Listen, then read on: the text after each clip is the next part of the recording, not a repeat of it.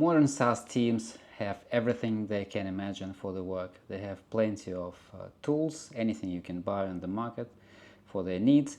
They have access to venture capital. They have access to strong and educated staff, talent. They have very good leadership. They have workflows documented and managed very well. They have AI in place, and they have automation. One would expect that the teams would operate at 60 to 80% load with all of that help of the tools and of the AI and of automation, very good workflows, very good leadership, very good talent. But in fact, we see that teams still operate at the same 100%. Incidents make things even worse, and sometimes you can see overtime and weekend work, and the teams have stress sometimes when incidents come or new releases are made. And the problem here is that plenty of tools doesn't mean operational simplicity. Let's consider a case. 4 or 5 support engineering sub-teams, 3-4 people each. They have all the tools available. They have inbound flow, tickets and incidents.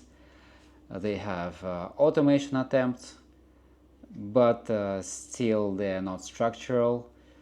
And they have incidents and upgrades and releases coming in parallel, and they work with the tickets.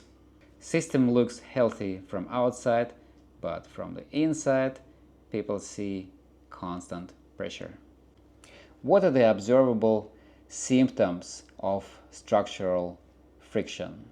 Slack becomes inbound channel, coordination layer, and escalation path all at the same time. Tools partially overlap in responsibility. Automation exists but increases system weight. Decision points require human interpretation. Releases increase incidents probability. Local optimization exists, but they do not compound. Operational complexity grows gradually. The same patterns repeat. Systems require constant human supervision. Now let's see why all this happens. Number 1. Automation must be continuous. SaaS environments change constantly. Tooling configuration decays over time. Small gaps accumulate. Backlog of improvements grows. Changes require coordination effort. Adjustments often depend on higher management prioritization. The result? Automation stagnates. Number 2.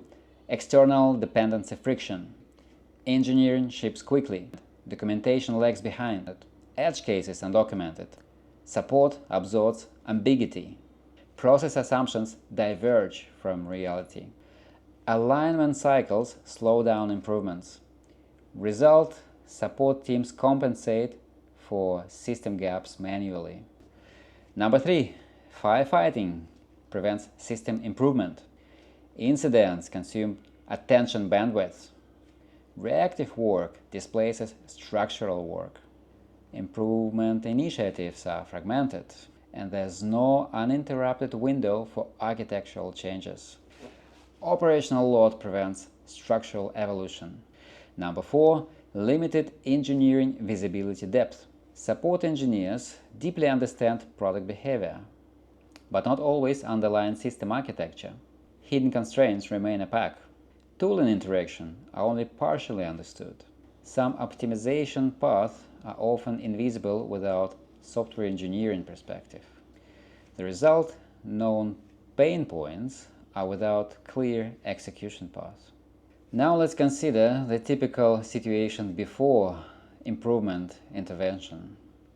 Team knows that improvements are possible. Several ideas may have been discussed already internally, but structural leverage is not reached. Perceived cost of change is too high. The pattern is improvement path is known, but implementation is not clear. Now let's dive into what can we actually do to improve the process and to, so to say, fix it. Number one, this is a minimal distraction. We would avoid replacing existing tools. We would avoid retraining teams. We would preserve familiar workflows, and we would continue to operate within existing stack. The changes would be introduced incrementally, little step by little step. The goal is to reduce perceived change risk. Number two, independent structural analysis. We would study real workflows and not workflows assumed. We would compare documentation versus actual behavior, analyze tools interactions, inspect APIs and integration layer. Where possible and when needed, we would even reverse engineer opaque subsystems or system components. In the end, we would identify leverage points. The goal is to locate even the smallest changes that would impact the system the most. Number three, incremental flow redesign. First of all, we would introduce simplified operational layer. Expose unused capabilities of existing tools. Expose unused capabilities of existing tools. Expose unused capabilities of existing tools. Reduce manual routing decisions. Improve signal clarity. And in the end, increase system determinism. The goal is to compress process time without organizational disruption.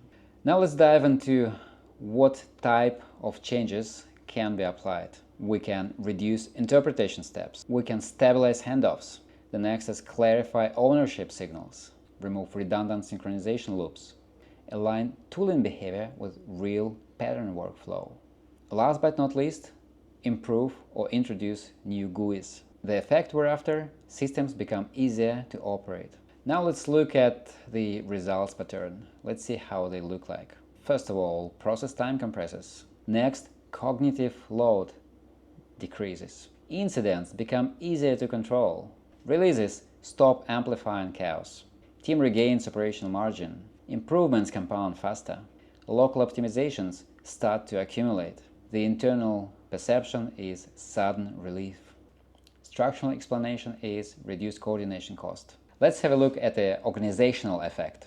Internal process owner becomes the change champion. Leadership receives structural justification.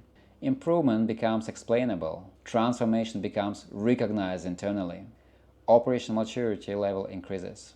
As the conclusion, the core principle is that teams do not lack tools. Teams lack continuous structural tuning, a low-friction improvement mechanism, architectural visibility across operational layers. Operational ceiling is usually architectural and not operational.